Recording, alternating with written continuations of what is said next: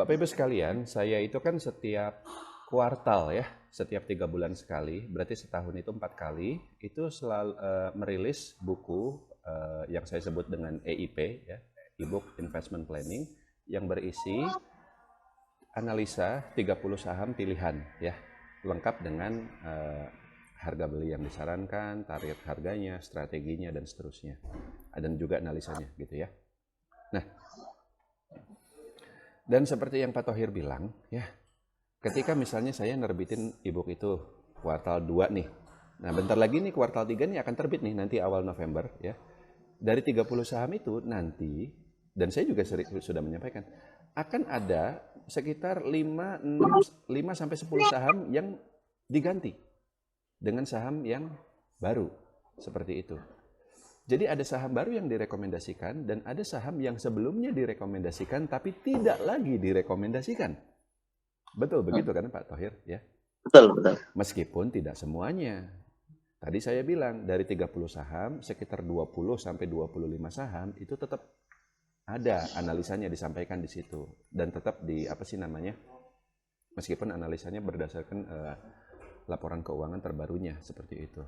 Tapi ada 5 atau 10 saham yang kemudian diganti.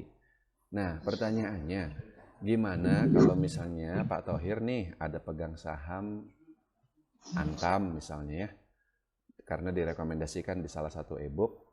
Enggak, saya kayaknya enggak rekomendasi Antam ya. Apa ya mungkin yang direkomendasikan? MNCN atau Sido Muncul? Ya, saya pernah rekomendasi Sido Muncul, tapi kan nggak masuk yakin lagi. MNCN, BSD satunya lagi, Pak Teguh. Iya. Misalnya gini, saya pernah rekomendasi Sido Muncul, tapi kemudian di edisi berikutnya Sido Muncul nggak masuk lagi tuh, ya, digantikan oleh saham lain. Nah itu bagaimana tuh? Ya sebenarnya begini Pak Thohir. Ya, sebenarnya kalau Pak Thohir baca lagi tuh e-booknya itu, dari 30 saham itu kan saya memasukkan antara 3 sampai 5 saham yang saya katakan bisa di hold untuk jangka panjang. Biasanya sih saham yang itu-itu aja. Contohnya Bank BRI, Bank BNI ya. Atau kalau consumer goods itu ya Ultra Jaya ya. Keju. Ada kan itu Keju? Ada. Terus apalagi satu lagi PBID. PBID itu Panca Budi Idaman yang dia bikin plastik untuk kemasan makanan. Di luar itu, saya jelas menyebut bahwa saham ini direkomendasikannya itu untuk semi trading. Semi trading maksudnya bagaimana? Kita hold ya, tapi mungkin tidak sampai lebih dari setahun ke depan. Semi trading di sini jangan bayangkan beli hari ini jual besok, itu mah swing trading ya. Enggak, saya nggak pernah swing trading.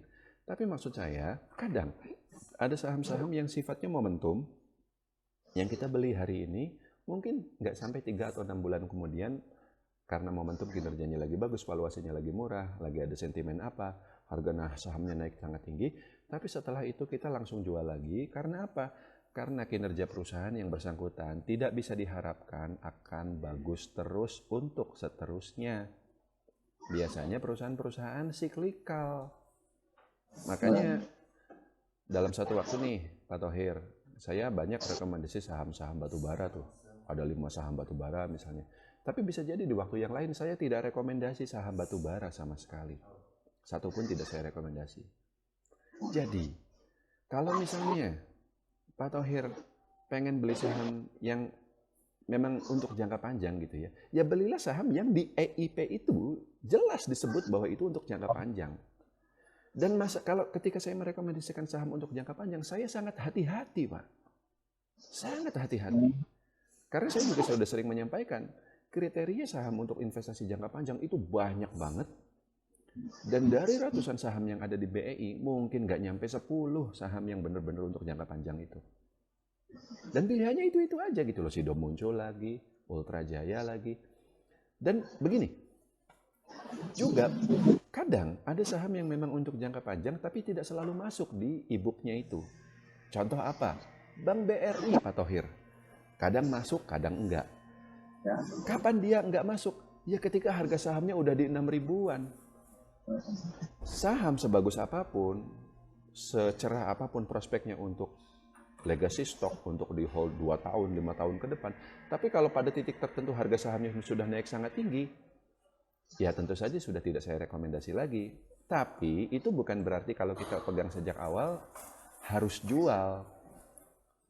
Anda pegang saham BRI, mau Anda tetap hold sampai 5 tahun ke depan, mau harganya ke depan naik atau turun, nggak masalah kan?